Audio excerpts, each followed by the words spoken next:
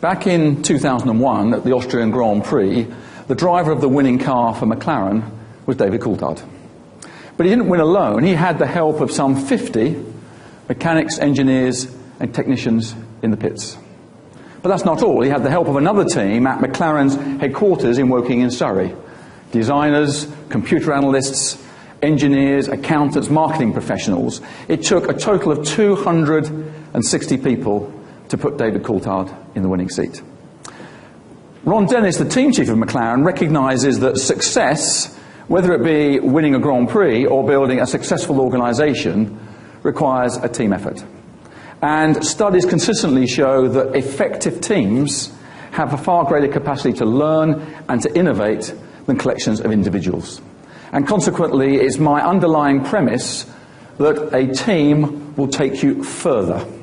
And if you're looking for the perfect sporting analogy, it will be the European Ryder golf team.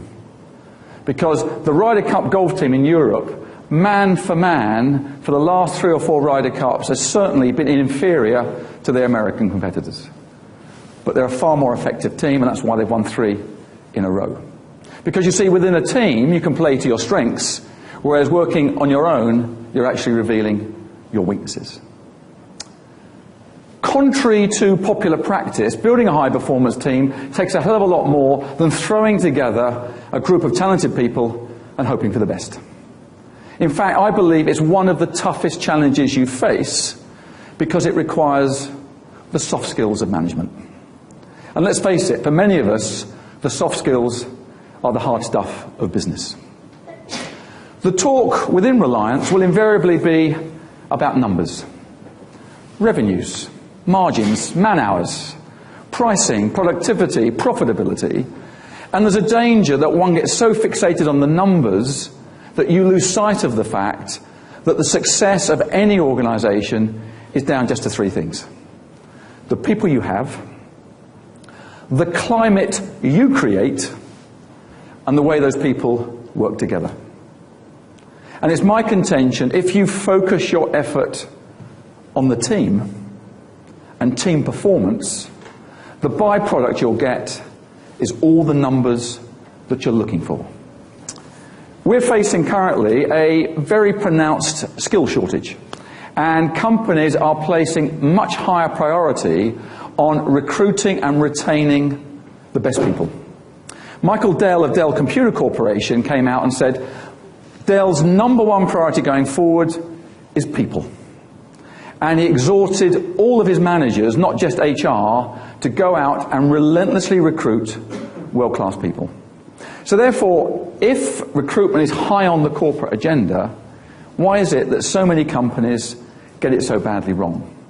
And as Michael mentioned, I am someone who spent 20 years in recruitment. I would consider myself a professional recruitment consultant. You may consider that an oxymoron, like fun run or business casual. But as a recruiter, I would say there are 3 reasons that companies get it wrong. The first reason is the majority of people who are responsible for hiring have not been trained in selection.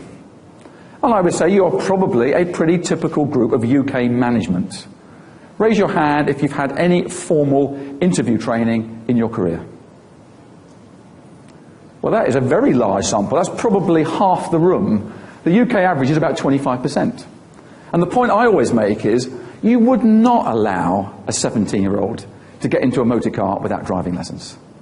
And the senior line manager without interview training is just as dangerous, and the results can be just as catastrophic. The CIPD, which is the professional body for HR specialists, calculate the cost of getting it wrong, the cost of someone who underperforms, someone who resigns, someone you've had to terminate, cost the organisation twice that person's annual salary package.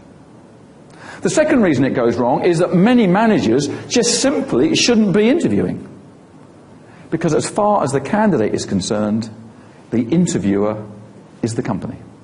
So consequently, if the interviewer is open, approachable, displays a sense of humour, the candidate will automatically assume that is the culture of the organisation. If, on the other hand, the interviewer is formal, rather reserved, rather bureaucratic, purely focused on detail, then again the candidate will presume that is the culture of the organisation. So therefore, if you want to improve your fitness as a recruiting organisation, first you must select the selectors.